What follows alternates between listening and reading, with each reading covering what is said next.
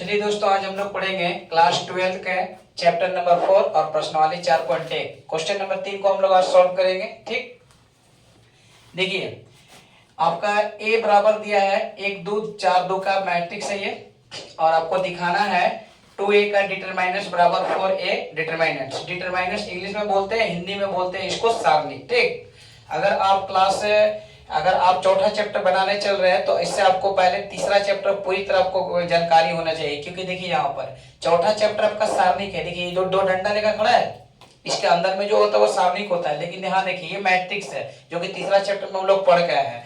तो ये मैट्रिक्स की जानकारी होना चाहिए, तब जाके इस पे आप बना सकते हैं।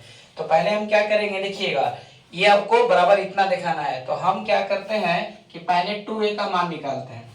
क्या करेंगे, पहले 2a का मान निकालेंगे। ठीक, 2 का 2 रखेंगे और a आपका देखिए a बराबर मैट्रिक्स इतना दिया है 2 गुने 2 कोटि का, तो a की जगह इतना दिया है तो a की जगह हम इतना रख देंगे। आप इतना रखेंगे 1 2 4 और 2।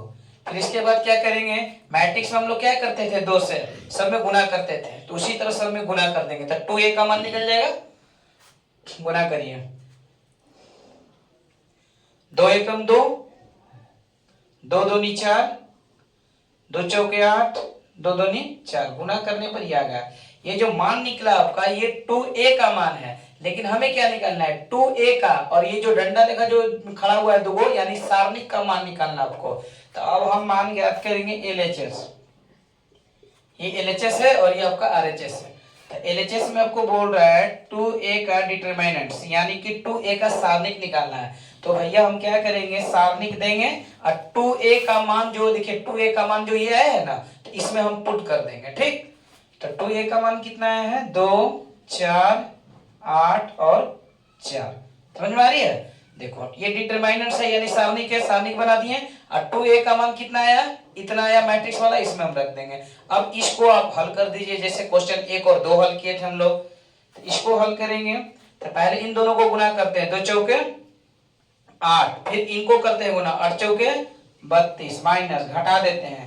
इन दोनों को गुना करते हैं 2 चौके 8, फिर और इन दोनों को गुना करके घटा देते हैं। 8 में से 32 गया आपका कितना बचेगा, 8 में से 32 गया आपका 24 बचेगा, ये हो जाएगा -24। चलिए LHS का मान आया -24। अब हम लोग निकालेंगे RHS का मान। ठीक, तो RHS में आपको बोला है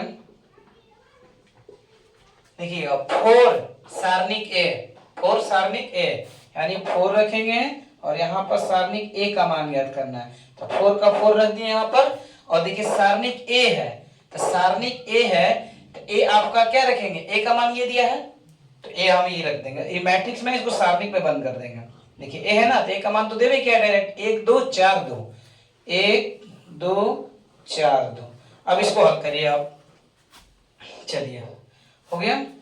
अब यहां से हम क्या करते हैं, अगर ये मैट्रिक्स रहता ऐसे तो हम लोग क्या करते थे बताइए, हम लोग करते थे कि सबको 4 में से गुना कर देते थे, लेकिन यहाँ पर आपका सारणिक है, आप गुना करिएगा तो गलत हो जाएगा। ठीक, तो हम क्या करेंगे यहाँ पर कि पहले इस सारणिक का मान निकाल देंगे। ठीक, गुना करके घटा के, और जितना आएगा फिर 4 से मल्टीप्लाई कर देंगे। ऐसे सारणिक में होता है, मैट्रिक्स में अलग होता है आपका मल्टीप्लाई। तो क्या करेंगे, हम 4 को यहाँ रखेंगे अभी, और इसके बाद इसको मान निकालेंगे, जैसे क्वेश्चन नंबर 1 और 2 में निकाले थे।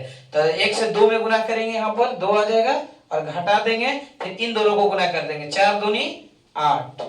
ठीक है, अब यहां से हम लोग क्या करेंगे, 4 के 4 लिखेंगे। फिर अब देखिए 2 में से -8 घटाना है, तो 1 प्लस, और जब 1 माइनस में रहता है तो आपका घटता है, तो घटने के बाद आ जाएगा क्या -6 आ जाएगा, और गुना करेंगे तो क्या आ जाएगा 6 चौके 24। देखिए LHS का मान कितना आया, ध्यान दीजिए 24।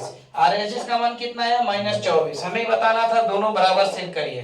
तो यहाँ पर हम लिखेंगे LHS बराबर RHS, ये आपका प्रूव्ड हो गया।